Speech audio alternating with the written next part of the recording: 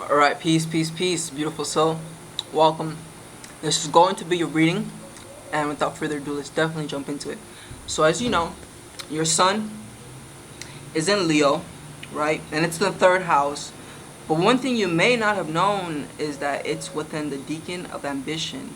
And it's the constellation that highlights this deacon is Carvus, Corvus.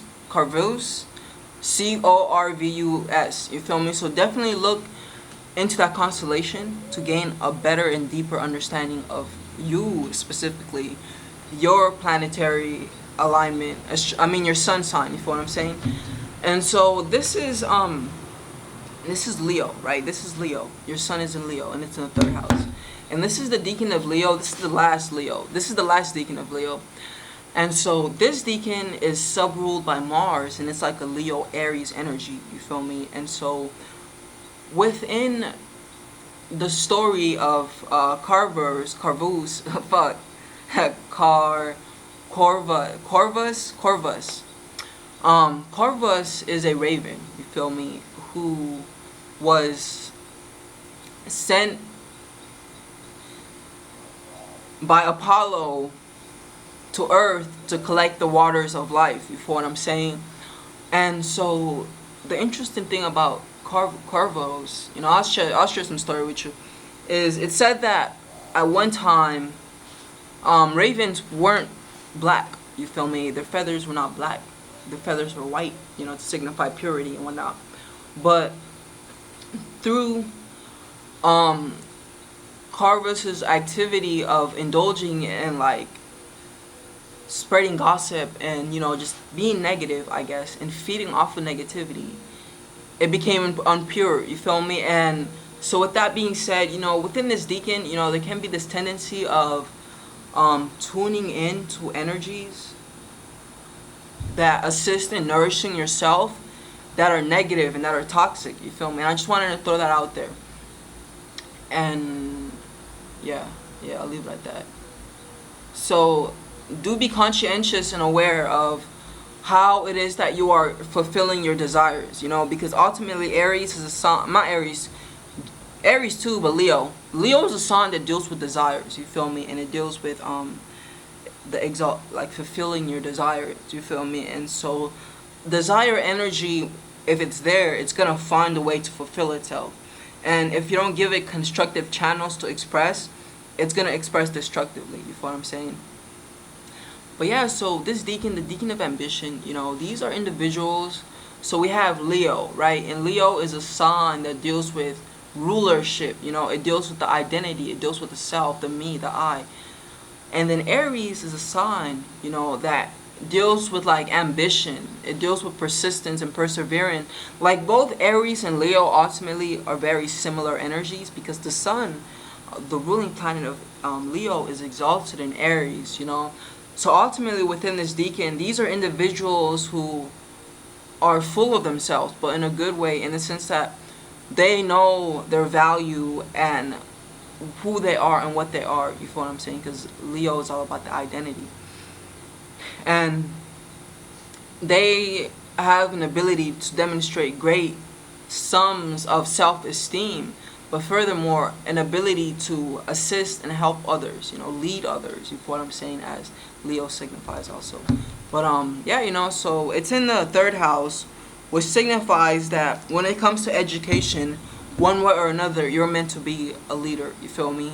Furthermore, when it comes to your associates, your friendships, your neighbors, your immediate friends, that is, you are meant to assist and leading them towards a path of knowledge and information and understanding. You feel what I'm saying?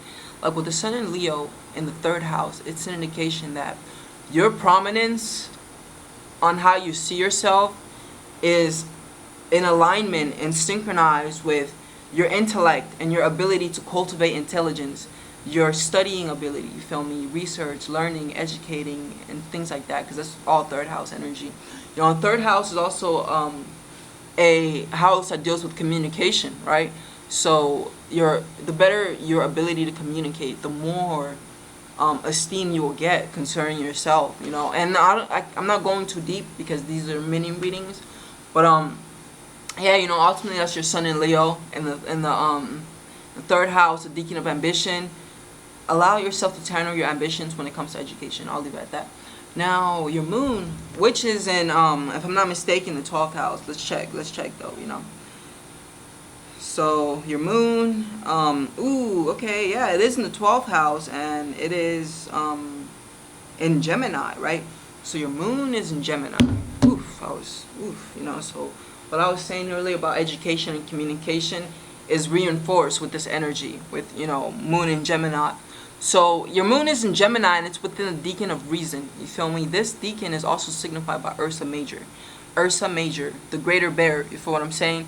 So Ursa Major, or the deacon of reason, so within our mind, you know, we have intuition, we have instinct or impulse, and we have reason. You know, these are like the three ways of processing information, or expressing intelligence, through impulse or instinct, through intuition, and through reason and logic, you feel me? And so reason and logic, when it comes to the ways that the different intellects express themselves, reason and logic, it's the greatest, the biggest one, you feel me? In the sense that intuition is diluted when you don't not shut down, but relax your neocortex and allow the other parts of your brain to process information and pick up on other information through other means, you know, rather than just logic and rationality. I hope that makes sense, you know. So with all that being said, you know, with the moon in Gemini, I'll leave it at this. The moon signifies your emotions and how you nourish yourself. And so Gemini deals with intellect, it deals with logic, it deals with thinking, it deals with things like that. And so whenever you're feeling down or emotional, allow yourself to journal, allow yourself to study, allow yourself to read books, and even allow yourself to engage in conversation and communication, you know, because Gemini very much signifies that as well. Now, what's interesting, though, is the fact that you have your moon in the 12th house.